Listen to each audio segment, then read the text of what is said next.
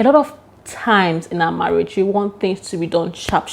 You want our husbands or our wives to do things immediately. You decree a thing and you want it to come to pass.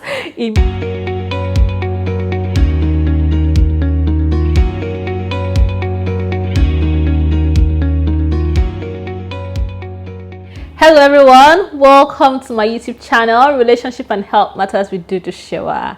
I am Blessing Ekundayo. If you're new to this channel, thank you for joining me today. Do not forget to subscribe to my channel, turn on that notification bell so you don't miss any other episode. Alright, and if you've been watching me for some time now, thank you so much. Alright, so today I've got something very interesting. You see, recently, my husband and I, we marked our 10-year wedding anniversary. And it's just been amazing. Yes, we've been married for 10 years and it's been like yesterday. It's just like yesterday, when we just got married, to the glory of God. And so I thought, okay, let me share my 10 lessons, okay, that I've learned on this journey of our 10 years of marriage. And so I've titled today's topic 10 lessons from my 10 years of marriage.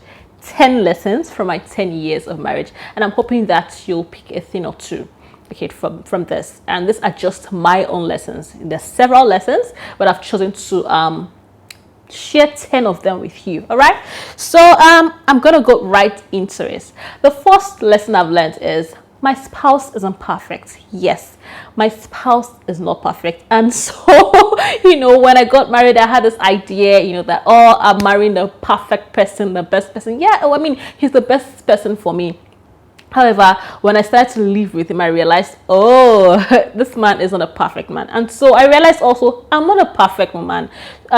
We have had to learn a lot from each other. We've had to, unlearn some things. We've tried to relearn some things, okay? And I don't know if you're married also and you're feeling bad that your spouse, your spouse is not what you idealized him or her to be. It is not time for you to throw in the towel. It's not time for you to be frustrated, It's just time for you to be cool, be calm.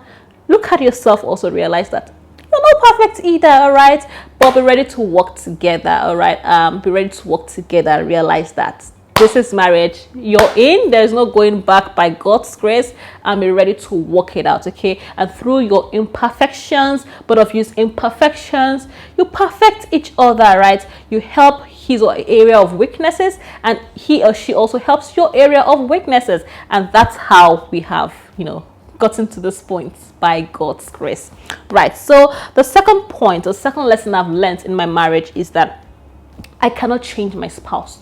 You see how I told you about, your spouse is not perfect. Many of us will think, my spouse is not perfect, so he has a weakness or she has a weakness. Okay, so I'm going to change her. I'm going to change him to become what I want or who I want him to be, or who I want her to be. And when I got married and realized, okay, he's like this, okay, fine. I took it upon myself to try to change him. You need to do things like this. You need to stop doing things like this. But guess what? I was frustrated. I realized that I was beginning to mother him rather than be his wife. And many of us women, we get ourselves into these shoes. We try to be their mother, our husband's mom, instead of being just their wife. My husband has a mom already. So I realized it's not my position. It's not my duty to change my husband. It's my duty to, to pray for him, to help him to understand why he behaves the way he behaves, to understand his perspectives, his ideologies, because to be honest, both of us are different. And so I shouldn't expect him to change just because he married me. And this is one lesson that I want, if those who are single, to actually pay attention to. If your spouse has, or the person you are in a courtship with or relationship with, you don't like this particular behavior of theirs, and you think that when you get married you're going to change them to become the opposite. No, you cannot change anybody that does not want to change. So if you cannot deal, if you cannot manage, if you cannot cope with that person's behavior, don't think that in marriage you're going to change them. No no, that's going to be it's going to be a disaster, right? Make sure that whatever behaviors that this person has before marriage, if you don't like it, make sure you can deal with it. If not, that's a red flag. It's time for you to get out of that relationship. Okay, if you can't deal with it in marriage, don't expect that you can change anybody, right? So that's the second lesson I learned in my 10 years of marriage. The third lesson I've learned is conflict does not mean divorce, right? Because my husband and I are very different people, right? I'm a realist, he is quite spontaneous, he thinks about something, boom, he goes for it. I think, I calculate, I'm like 1 2 3, okay, how is it gonna work? Analyze. we are very different, right? And sometimes our differences lead to conflict, leads to misunderstanding. In our early years of marriage, we used to clash a lot. To be honest, we used to clash a lot. For example, I'll put things somewhere, and I just have this habit where I pick up something, maybe his stuff from somewhere, and I just put it somewhere else without even thinking. But he likes that particular. If a cup is here, that cup must be. And I use it, I must put the cup back where I saw it. And at the beginning, it was causing a lot of conflict, And I was like, this man doesn't understand me, and things like that. And he's like, you don't understand me. And I'm like, but guess what? At the point we're struggling, we're like, I didn't know you were like this. Now, if I knew you were like this. But, I realized that conflict actually doesn't mean divorce. It just means that we need to take time to calm down and communicate better what we are wanting from each other. And I want to encourage you, if you're having conflicts in your marriage, one avenue or one thing that you could do is get advice. See your pastor, see a Christian counselor, look for someone who is neutral, to help resolve that conflict. However, conflict doesn't mean that it's time for you to go separate ways, right? There is no better person somewhere, right? So both of you have gotten married. There's something that attracted you to each other. Think about that thing and begin to see how both of you can actually make that marriage work, right? Conflict does not mean that it's time for you to divorce. Okay, so that's number 3. Number 4 is I've learned that I should be patient with my spouse. Okay, be patient with your spouse, right? A lot of times in our marriage, you want things to be done sharp. You want our husbands or our wives to do things immediately. You decree a thing and you want it to come to pass immediately. You want your partner to, or your husband or wife to change immediately. Me, whenever I need something, I'm like, dear, can you please do this? Like, I want this. And when I say those things, I want him to do it immediately, and I've learned to be patient with him because he's not the kind of person that, especially when I tell him to do things, he has this, he's organized, and he has his day planned or his week planned, and he doesn't like things to just, change that plan without being properly or informed and carried along, right? Whereas me, I'll just be thinking in my head, okay, I want my husband to do this for me, and I'm just going to tell him to do it, and then he's just going to do it immediately. But I've learned to be patient with my husband. I've learned to give him time. I've learned, for example, before, by the way, I had this ring upgraded, and I've been disturbing him for some years now. We need to change this ring, but I've learned to be patient with him, giving him the time he needs to actually make the decision that is good for both of us. Our honeymoon preparation, I've learned to be patient with him, patient with everything. Marriage has taught me patience. You cannot have a successful marriage if you're not patient. Patience with yourself, patient with your husband, patient with those around you, patient with your family members, your in-laws. Help them to also teach them they need to be patient with you. Marriage has taught me to be patient, and I've been exercising my patient muscle. Yes, so marriage will teach you patience and to bring out the best in you. So I want to encourage you, be patient with your spouse. Be very, very patient with your spouse, and you will reap the results. You will have lots of good rewards if you are patient through the challenging situations, challenging times, rough times. Be patient, right? So that's one lesson I've learned. The 5th lesson I've learned is have a contraceptive plan. If you're not planning to give birth, immediately, have a contraceptive plan. If you're not ready to give birth immediately, for me, we didn't have a contraceptive plan, and babies came. Well, you know, despite that, we're grateful to God. We have nothing to complain about, right? But we're grateful. I want to encourage you, if you're not ready to give birth yet, if you do not have the, you're not emotionally ready, physically ready, financially ready, psychologically ready to have a baby, it is important that you have a contraceptive plan. You know, some people want to wait till their career is already sorted, or they've got this sort of amount in the bank, or some people are still transitioning, they want to have or enjoy holidays, vacations, whatever, before the babies start coming, because when the babies come, they're going to change your life forever. Trust me on that. All right, so yeah, have a plan. Okay, see a doctor, have a plan. Don't let those babies come into your life and you do not have any plan at all. You're not ready for them. Okay, so that's what I have learned in my 10 years of marriage. Okay, yeah, babies are God's gift, and it's important that you're ready to devote all of your time, your attention, everything to them, to bringing them up the way of the Lord. All right, so be ready for them. Number 6, yeah, prioritize your marriage over everything else. I've learned, that's the 6th lesson I've learned, prioritizing my marriage over everything else. You know, marriage is important, as in, if you don't prioritize your marriage, you realize that you're going to lose that marriage. It's just a matter of time. If you don't prioritize your husband or your wife, it is just a matter of time. You're going to lose that person. Many people prioritize their jobs, prioritize going to church, prioritize ministry, prioritize all sorts over their marriage, their parents, their own other family members, over their spouse. This should not be so. Your marriage should be priority. Some of us just work hours, you know, and abandon our family members, abandon that wife, abandon those children. No, it should not be so. I've learned that my marriage is very, very, very, very important, and as a result, I've had to turn down some types of, you know, shifts, job offers. My husband has had to turn down some types of jobs just because our marriage is more important than any amount of money that any employer has to offer. Right, so it is important that you put your marriage as priority. Some people, even who are pastors, they prioritize that ministry over their marriage. It should not be so.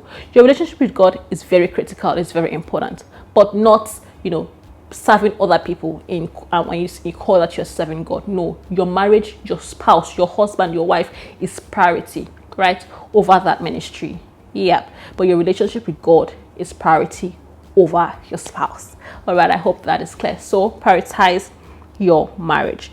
The 7th lesson I have learned is that parents are not the best at solving marital problems. Yep, I have learned that in my marriage, when we had challenges, and, you know, sometimes you think, oh, I'm going to tell my mom, you know, I'm going to tell my dad, I'm going to tell his dad, no, please don't. don't do it. It's ideally you want to go to someone who is neutral, to help, someone who is neutral, someone who is mature emotionally, also someone who is not going to side your husband, or, you know, side you, but someone who will look at things, the issue, objectively, to be able to resolve that problem that both of you have, right? And someone who is also a believer. Okay, a lot of times our parents are likely to side us, or, you know, or not see from our perspective and see from the other person's perspective. You know, and it ends up being messy. So please, not parents. Well, that's my perspective. The 8th lesson I've learned in my marriage is never forget why you got into marriage in the first place, or why you married that person in the first place. For me, I think this is very critical, because we had storms in our marriage, okay? But I believe one of the things that has helped me in this marriage I'm in is the strong conviction that I had before I got into marriage. And so whenever the storms come along and I feel like, oh my goodness, what is going on? And, you know, I remember back in the days where I just felt like giving up on my marriage. I remembered my conviction, and that held me. You know, why did I get married to this person, to this man? Why did I get into marriage with my husband? Yeah, so I want to encourage you, do not forget why you got married in the first place. And if you're not married yet, it's important that you have a strong conviction, not ephemeral things like, oh, he has a car or she has this, or not that. But for me, it was a word from God. It was a why. It was a purpose of our marriage. It was a purpose of our coming together, and that word from God has I've held on to it strongly. It's been my own anchor.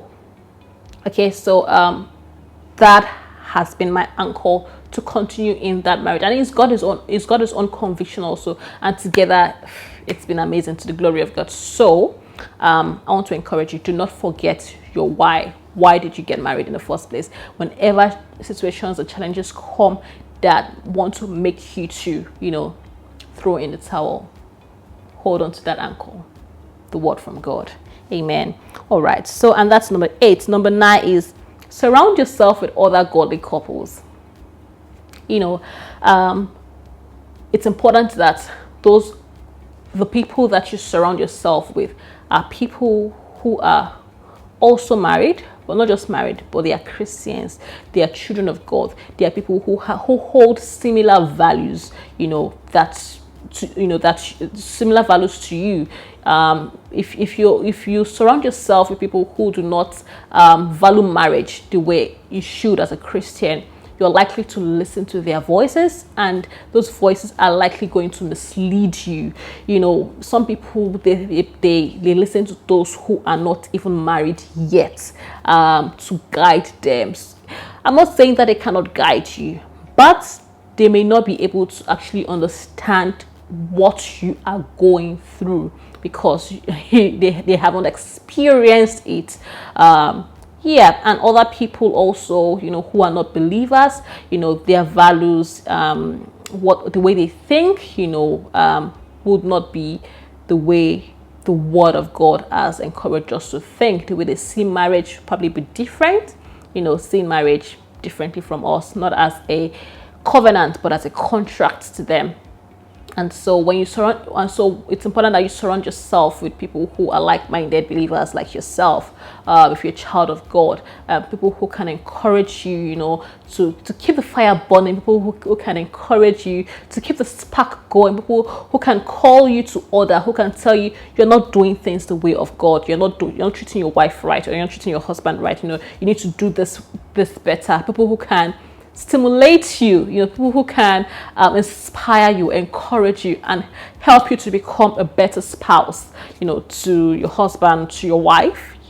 So surround yourself with those godly couples. By God's grace, my husband and I have godly couples around us too, who motivate us, who inspire us, and they've been massive blessings to our marriage, and I would like to encourage you to also do the same. All right, and number 10, the 10th lesson I've learned in my 10 years of marriage is have God as your anchor. Have God as your anchor. And why do I say this? In marriage, challenges will come. Marriage is beautiful. It's like, you are on this journey and you're on the sea, and it's beautiful, it's nice, cruising, but there will be storms. You'll feel as though this boat is going to capsize, But a lot of times in marriage, when you have God as your anchor, that boat cannot capsize. It will never capsize.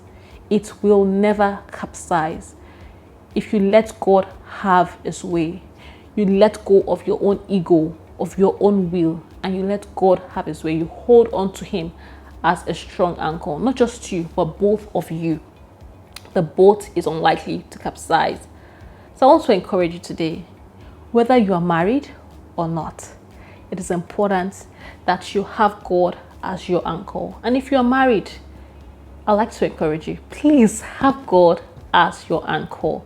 God is amazing. For me, I'd like to say that having God as my anchor in my marriage has worked wonders. When I'm upset and I'm angry and I'm mad and I want to be naughty and I just want to go my own way and do my own thing, I'm like, the Holy Spirit just tells me, Blessing, why are you behaving like this? Why don't you calm down? And I start saying things differently. It's not that deep. Take it easy. and God just sort of has this way of melting my heart, and somehow we're able to resolve our issues. Have God as your anchor in your home, in your marriage, for yourself, for your husband, your wife, for your children. I've learned that it is amazing. God works amazingly. He makes ways, beyond our own imagination. Have him as your anchor. Bible says a threefold cord is not easily broken. And if you're not a believer, I would like to encourage you. It's important that you give your life to Christ. Have God as your anchor in your marriage, and your marriage will be super, super, super, super sweet. All right, these are my 10 lessons. Have you learned any other lessons in your own marriage? I'd like to see it in the comments. Leave a comment, let me know. And what do you think about these 10 lessons of mine? Let me know also. I hope that you have learned from these. Until I see you again next time, don't forget to like, don't forget to comment, don't forget to share, and don't forget to subscribe to this channel. Thank you for watching. I'm Blessing Ekundayo. God bless you. Bye for now.